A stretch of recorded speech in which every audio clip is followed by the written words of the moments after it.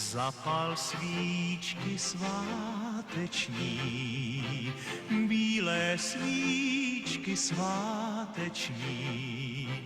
Naplň poháry přátel, které máš rád.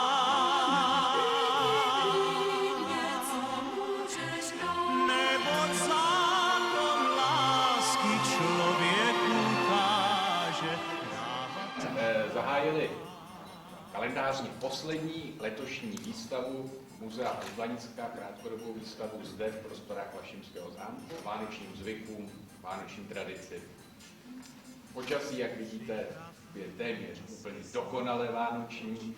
Možná, že by mohlo být oba, která je se svátky vánočními tedy neuvěřitelně a takovou dobu vlastně svátky vánoční zešly a jak tento původ který byl potom reflektován v dějinách a v časech další. Všichni známe, je to text z Kolet a je tedy tentokrát věnována tematicky, abych to lehce uvedl, tedy svaté rodině a věcem, tedy, nebo ikonografii spjaté tedy se zobrazením svaté rodiny při narození Krista.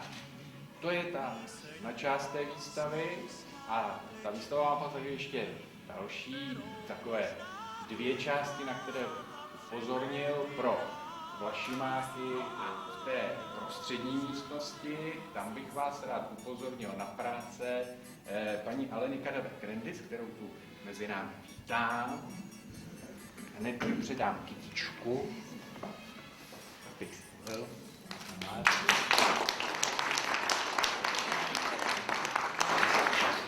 A to je, jak potom budete moci všichni zhlédnout, dáma nesmírně talentovaná, výtvarně zcela určitě. Ona je to mimo jiné restaurátorka. Ti z vás, kteří si pamatují naší výstavu z léta, která byla věnovaná restaurovaným předmětům z našich sbírek, tak ty si určitě pamatují, že restaurátoři jsou lidé téměř neuvěřitelných schopností a dovedností, pro mě zcela nepochopitelných tedy. Tak paní Kadavá-Krendis je tedy mimo jiné restaurátorka a mimo jiné, jak si budete moct prodat na té výstavě, také autorka z mimořádně půvabných obrázků, takových hravých, poetických, barevných a co víc, tedy nejenže mají vánoční tematiku, ale ještě jsou tedy tematicky jaksi zasazeny k nám sem na Podblanicko, takže určitě tam poznáte mnohé reálie zdejšího kraje.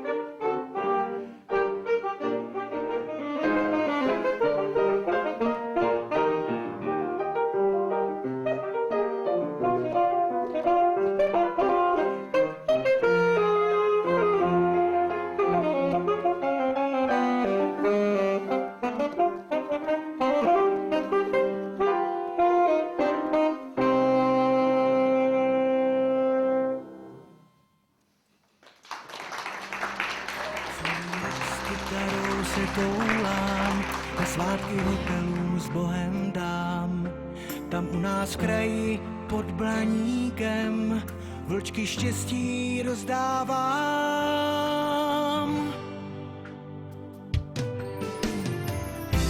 Sníh se snáší na Blaník,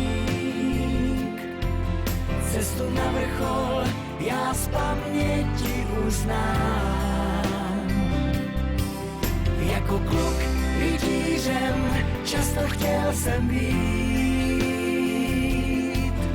Pověsti já rád dodnes poslouchám.